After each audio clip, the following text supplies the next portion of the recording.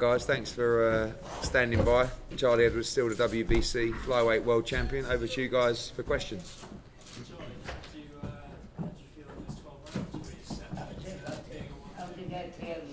Yeah, I really felt great in there. You know what? I've loved every second of every minute of this week. I'm lapping it up. This is where I'm supposed to be. Like, I've wanted to be here for so long, and now I'm here. I'm ready to rule as a champion and to behave like a champion. I've got a commitment now to the WBC and to inspire younger generations coming up. So I loved it. Loved every second of it, and it's took me up another level becoming a world champion. And it's made me more hungry, and more determined, and more committed to my game. I want to rule for a very long time, and I want to go down as a British great or a world great even. Like, I'm my only limit, so anything's possible. I just got to leave it to this man, my management team, MTK Global, and the main man who's absolutely changed my career around and made me feel like I loved and cherished fighter, adapted me, moved all my footwork around, and you can see now I'm actually punching. I'm keeping people off, I'm hurting people. And I owe a lot to this man, Grant Smith.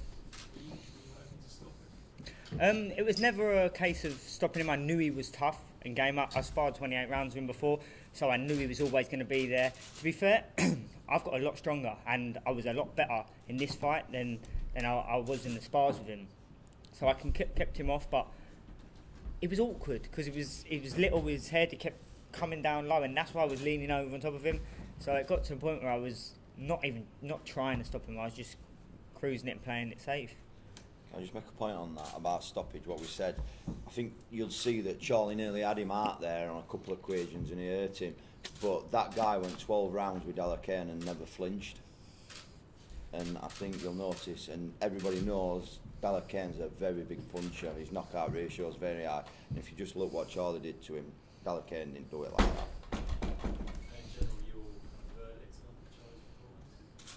I don't have to say you all know what he's done. Yeah, apart from one round, and he had a bit of telling off, excuse my language, in corner, but yeah. I won't do that again. Yeah, a bit of showboating and a bit of skipping round. Bit of volley shuffling. Yeah. I knew he was tough, I knew his game, but I also knew my ability, and yeah, I did, to be fair. Charlie, when you first walked to the ring and when you were in the ring, we saw you standing with your eyes shut for quite some time. Can you tell us what you were doing? As Bruce Lee says, you need to go into that still moment, and I take away everything. I take myself out of where I am, and I close my eyes, I do my deep breaths, and I kind of go into a meditation state where I just focus on my breathing, and that takes away everything around me. It calms me right down, and then when I can hear all the noise coming of the crowd, all I'm doing is soaking all the energy in. Charlie, I know you mentioned as someone that's never been in the ring before, it must be demoralizing to hit someone with your best shot and they don't react. How important was it, or how difficult was it to stick to the game plan and keep boxing, regardless of the fact that he seemed to be ushering you on when you hit him? Did that distract away from the game plan at all? No, not at all. I think a lot of it is bravado. If anything, he's just told me I've hurt him. So it's bravado trying to make out he's a tough, strong man, which he is, but he was doing that so then I wouldn't capitalise on it. So it was about not getting drawn in then, because he wanted me to go in and stand there with him and probably get short. And then he was going to try and swing out with the big one shots that you could see him doing. So it was just all about sticking to the game plan. And I don't need to stop people. I'm a flyweight. 12-round contest. I didn't really take much of a shot in there. I want a longevity of my career. So I'm not going to stand there and try and get people out there. I'm a box fighter. If I land a clean shot, like you see, he went down. So it's sort of, for me, it's about hitting and not getting hit. And if it comes, it comes. I never look to stop anyone, and that's when it does come. When it comes to future opponents, what would be your preference? Ideally, I would love to unify next. I'd love to fight Mifilé Moretti. I went out to watch him fight, actually, before I got the Rosales fight. We went to the Manny Pacquiao-Matisse card.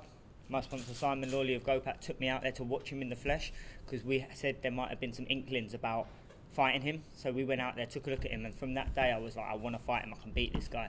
It didn't happen. He ended up going to Japan and fighting his voluntary, which is fair enough, he was a world champion. But now I've got a WBC belt. I think that's what he said he wants. He's got the IBF belt, which I want. I've been beat for the IBF belt before, so I don't see why it can't happen. We're both under MTK Global, so it should be made very easy, and it's a fight I would love to have next. July, I think. Yeah, I mean, look, I think Charlie wants to be an active world champion. I think we've got a pretty good ratio of keeping fighters nice and active. He said about he wants to be like Tevin Farmer, who seems to be fighting about every 6 weeks. In fact, he just texted me literally 30 seconds ago going, what about June? We're in sync. So I was like, I know. So I think that literally have 3 or 4 weeks off, maybe get a little holiday in, and then back to camp. And then, you know, why not? Why not make the most of it? I think unifying is absolutely the right thing to do. I think there's 3 fights that stand out. One is the Kaliafai fight, one is the Maruti fight, and one is the Andrew Selby fight, who may win tonight. He's fighting in about 2 hours' time. For me, the next fight should be a unification fight, and then I think if he wins that, I think he should move up and try and become a 2-weight world champion and fight Kaliafai. I think it's a big domestic fight. There was a bit of interest first time around, but Charlie was almost searching for that professional credibility. Well, he's gone beyond that now. He's the number 1 ranked flyweight in the world. I'll be the A side now. So yeah, so don't start that. so I just think that, you know, the unification for any world champion should be a priority, and I think now he's had 1 defence, being the number 1 flyweight and being the favourite in that fight, there's no reason why we shouldn't try and get it done. In the UK? 100%, yeah. In July, possibly even on the Dillian White card. You know, I think that would be his headline tonight, which was a great achievement for him, especially as a flyweight. You know, flyweight world champion. Atmosphere was excellent. Sold a load of tickets. It was a big night for him. And you know, whether he headlines next or he's chief support, you know, we've got the American situation as well. The American market for flyweights isn't quite what it is for super flyweights, but he could move up there. I mean, we have Rung Visai fighting Estrada for the WBC super flyweight title. They're 2 very, very tough fights for him, but sooner or later he's going to want to test himself against those kind of guys as well. I think he's a very good fighter. Very good fighter. I boxed him in the amateurs. He beat me by 4 points when I was like 18. And but listen, time is everything. I will beat Andrew when I fight him, and I'll put that out there right now. When it happens, I will beat him. I'm ready. No. I don't watch my opponents. I didn't watch Angel Moreno for the whole fight. I just let him, and he just puppeteers me. And that's the beauty of it. To be fair, I'm obsessed with boxing myself and bettering myself and keeping active, keeping fit, and nutrition and everything like that. But I'm not a major boxing fan. I don't make sure I watch everyone. There's people I want to fight, people I have seen who I want to fight. But other than that, I just take a step back, do my thing, worry about myself, and listen to my coach.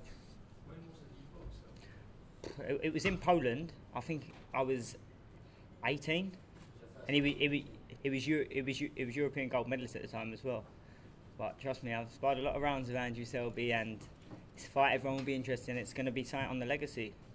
And when the time's right, mark my words, I will beat him. What do you think you can improve? I mean, I have to say that flyweights don't get the attention of the bigger weight, but I absolutely really enjoyed the Thank you. fight tonight. I thought it was supreme skill, great shots, great energy, and I've got to say that you deserve the platform that Eddie's going to give you to unify. But you're talking about 1 belt and then moving up. Would you not like to get all the belts and then move up? Also, where can you improve? Because that was a great performance. Well, I can improve so much. I'm nowhere near the finished article. Nowhere near. Grant's got everything he wants me to do, and all I've got to do is the easy job: turn up at the gym, listen and learn. I'm only at the beginning of my career. I can't stress this enough. I'm not a finished article. I'm world champion. I go in the gym every day thinking I'm not even good, and that's the brutal truth. Honest, I moan about myself, and I go in the gym and think, oh, I can do better every single day. And Grant has to sit me down and tell me, what would be like in the spar? One of my spars, I thought I was useless, and he was like, there's something wrong with you, you're not right in the head. So I'm my worst critic, which I suppose is a good thing, because I'll just keep getting better and better. I've lived the life from the ages of 14 years of age, getting up at 6 in the morning, going for runs, going to school, going to the gym. So I've lived a professional athlete's life, and that's why I'm getting my rewards now. And in terms of what I was saying, you talk about the fight for the IBF. We've got two other Yeah. Yeah, I mean, it's all about timing and what can be made and what can't. You know, I don't think that belts and fights should slow a career down. So, I've had that. you know, he took him a long time to get this opportunity. So now we've got to keep the momentum going. Yeah. So whatever fight can be made for July, for whatever belt is available in July, that'll be the one. I just think with Maruti, being with MTK, having already said, I want that fight, you know, that for me looks like a fight that can be made. So yeah, it's just about momentum. You know, I want him to also earn some great money and, you know, be in those big fights and try and, you know, sustain his future. In all seriousness, that because flyweights don't get the same, they're not within the microscope, heavyweights, Yeah. super middles. Do you think, obviously, the story and you know, the one-sidedness of the fight and where you can go, do you think you can create incredible interest around? Yeah, I think there already has been, to be honest with you. I mean, I think to headline his show, you know, with a good atmosphere like that, I think for a flyweight as well, you know, I think it's already quite impressive what he's done. He's very popular, but the casual fan isn't generally interested in the lower weight. It's no secret, but are able to make great money now. I mean, particularly at Superfly. You know, flyweight isn't really in the same level in terms of the financial capabilities of super flyweight. So, you know, Charlie's won a world title. Once he unifies, he's starting to think about the money fights and the legacy fights. So, moving up to super flyweight, who knows? Bantamweight. I mean, like, you get to a stage where you've done nearly everything, and now you want to test yourself and take risks and, you know, earn great money and be in those defining fights. So, I would love him to be undisputed champion, but if it's going to mean going for the IBF and then waiting 2 or 3 fights and then like, I'm not really interested in that. You know, politics, yeah. I just want the ones that can be made. Let's make them now. If after the IBF the WBO can get made, or, you know, the WBA, great. I mean, actually, the WBA is a fight that probably can get made. That's a tough fight. You know, he's good fighter, but they should all be tough fights when you're fighting the champions. And when do you think you can find a super fighter? The dynamics in terms of country power and other kind of areas. I've already fought at super flyweight when I boxed Anthony Nelson. I know he was inactive, but up at super flyweight, I do carry more power because I don't have to drop as much weight and I can eat more. So I'm big. I've got a big frame. If I wanted to do super flyweight, I'm ready to do super flyweight now. Do you know what I mean? Like, but while I can make the flyweight limit, why not build the legacy? Because there's always I've got loads of time on my side. So.